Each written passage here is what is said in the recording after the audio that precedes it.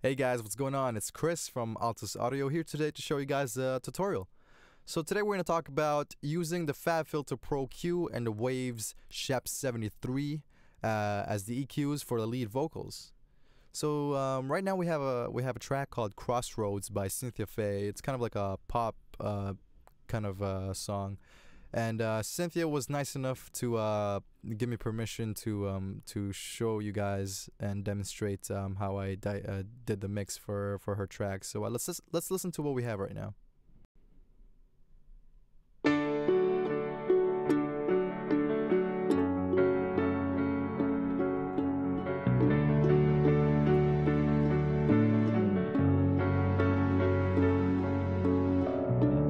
You will never find a way if you don't know what you want. You will only take and take, but you won't know when to stop. Please don't be an aimless wanderer, flash of light that pulls me under. So it sounds pretty good right now. That's with all the effects processed already in her lead vocals over here. So let's solo this track and let's hear closely what's going on. You will never find a way if you don't know what you want. So there's a lot of depth and space in this vocals. So if I took out all the effects over here now, we're gonna notice a difference on how it sounds like on its own and with the mix. So let's see. You will never find a way if you don't know what you want. So of course that sounds absolutely dry, and with the whole song, this is how it sounds like. You will never find a way if you don't know what you want. It's interesting because without all of those effects, it kind of sounds like the vocals doesn't fit in the song at all. It feels like it's just kind of sitting on top and having its own kind of area where it kind of shines on its own, but it nowhere does it fit. It doesn't fit anywhere in the mix with it on its own. So let's go through one by one what we did over here. Let's put this back in solo. I'm just gonna quickly go through the ones that are not the EQs because that's not what we're gonna talk about today. We're gonna talk about the Pro-Q and the Scheps 73. So this is a De-Esser by Waves. I'm doing a max of -15 attenuation, and this is where she says aimless, I believe. Please don't be an aimless. Yeah, right there. I caught it, aimless. So this is basically a form of correcting some frequencies that I absolutely don't want to be heard or to be boosted while I'm compressing something. So that's that. Now let's move on to the Pro-Q. Now, what I did here is I did a high pass around, I believe it was 250. Yes, 250. And it's not too steep of a slope. It's just about 12 decibels, and the rest in the 300 hertz region, 650, and I believe this is like close to 1K. Yeah, so 920. They're not more than 3 decibels. So the max is 2.6 attenuation. And not too much of a steep curve, and this is just so I can correct a lot of nasty frequencies that clash with other instruments within the song. So let's hear how it sounds like with this enabled. You will never find a way if you don't know what you want. Alright, so a very, very subtle difference, but it's a little bit more prominent when the rest of the mix is brought into play. So to have a little bit of a better understanding of what's going on, I'm gonna play it again, and I'm gonna solo each frequency that I attenuated here. So let's start from here. You will never find. Alright, a lot of muddiness going on at around 300 hertz. Now it's 650. You will.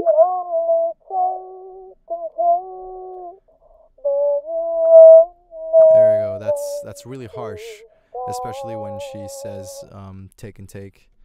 Please don't be a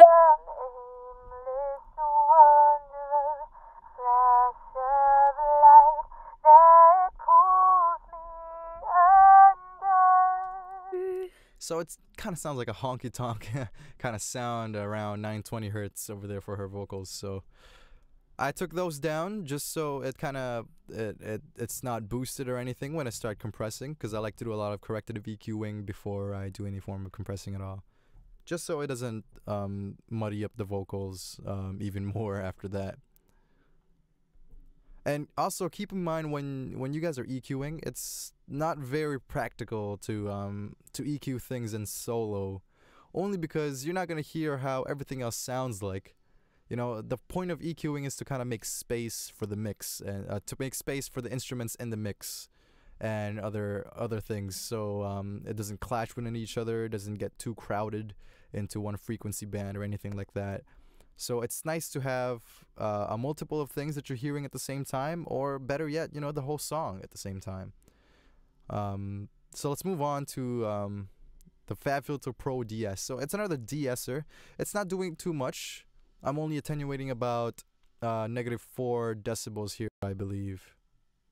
Please don't be an aimless one. Yeah, so at max it's -4 and average is around -2, -3. And this is just so I can catch the higher frequencies that are now more prominent because I did a lot of corrective EQing. Think of it as the fact that I took a lot of junk in the mids and the lows here. It kind of makes the highs a little bit more noticeable now, and because of that, some of it sounds still a little bit sibilant. So I have to cut that down with another De-Esser. And now we're moving on to a compressor that I use. Now this is the Waves CLA2A compressor. It's an opto compressor. It's modeled after the LA2A, which is a really slow attack compressor, which is nice to kind of preserve some transients. So I like to keep this around the average of -10 decibels to kind of still keep the dynamic range into play. You will never find a way if you don't know what you want.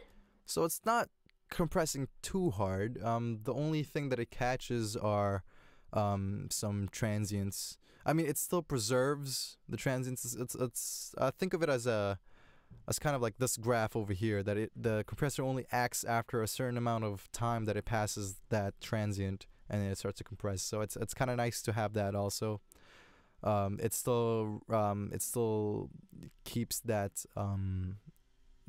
poppiness, or that element that makes it up front, kind of thing. So I like to keep that there. And now let's move on to the Scheps 73. Now there's a couple of things that are going on in here. One thing is I did another high pass at 50 hertz, which is, to be honest, it's a little bit unnecessary.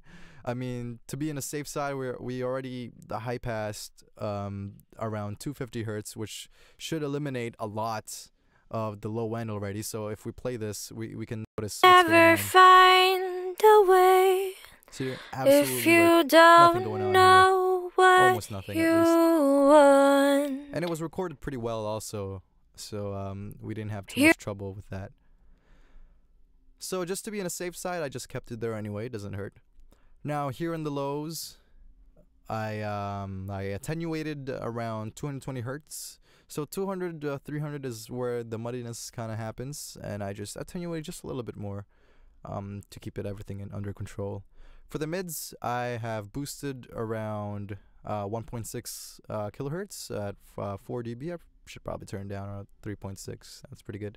And let's listen how this sounds like with everything kind of drastically exaggerated.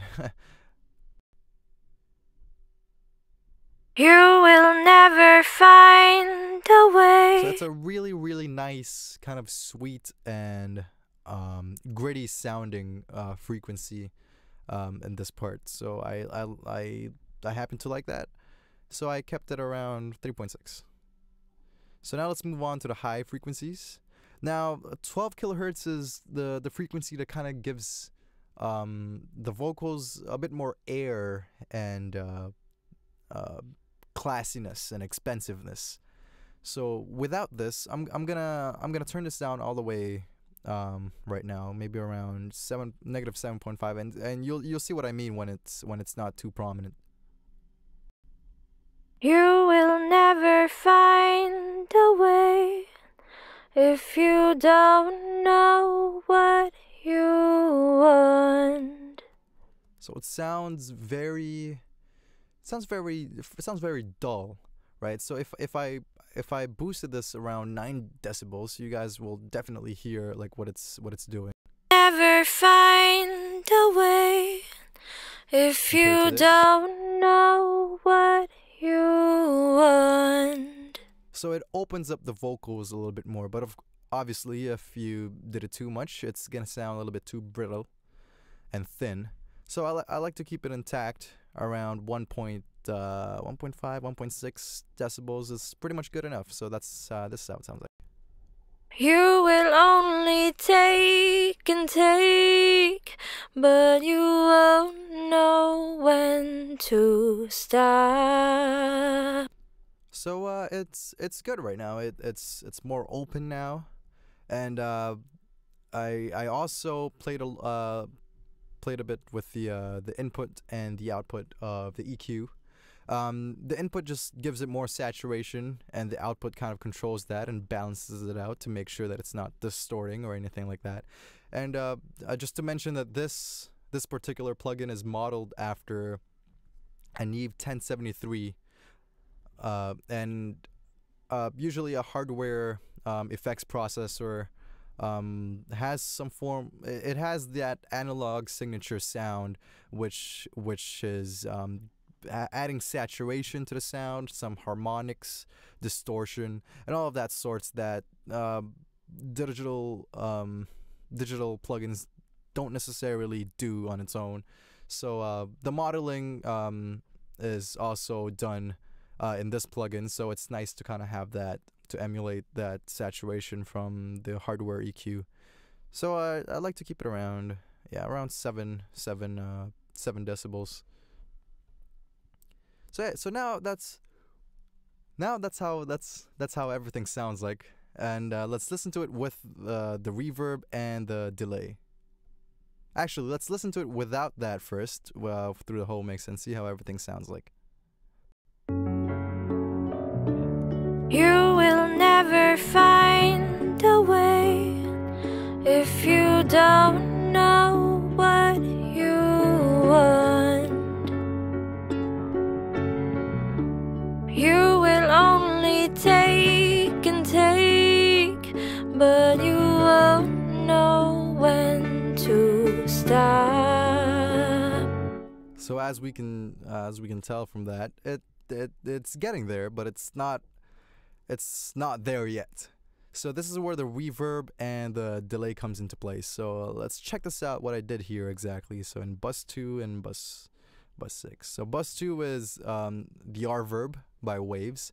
I took out the early reflections. I figured that I didn't really want it to be there, and I just kind of increased the tail a little bit and took out a lot of the high frequencies, just so it sounds a little bit more mid-rangey, low-end kind of sound. So let's solo this and let's see how it sounds like with just the reverb. You will never find a way if you don't know what you want. Definitely gives a lot more space to the mix. So now let's bring in the delay, which I used. Let's check it. Oh, all right, there you go. I used the H delay, which is a pretty nice delay in conjunction with the Pro-Q again, to just kind of cut out the low end and the high frequency, and just kind of leave the low mids and the high mids intact.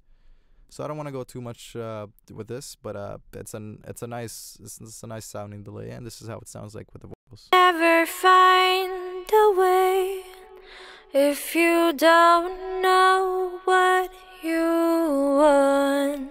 So the key is not to overdo these kinds of things, because sometimes it just gets drowned in reverb and drowned in delays that it just completely gets lost.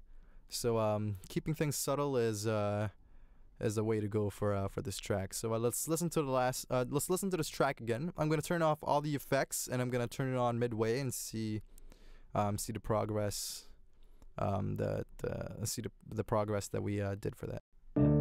You will never find a way if you don't know what you want. You will only take and take, but you won't know when to stop.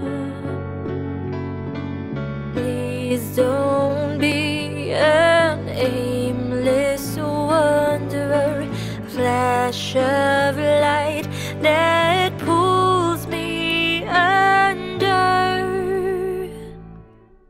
So yeah, that's pretty much it. So corrective EQing for the Pro-Q, and enhancing with the Scheps 73. A little bit of correction, but mostly enhancing for the Scheps 73. So that's it. So thank you guys for watching, and I'll see you guys next time.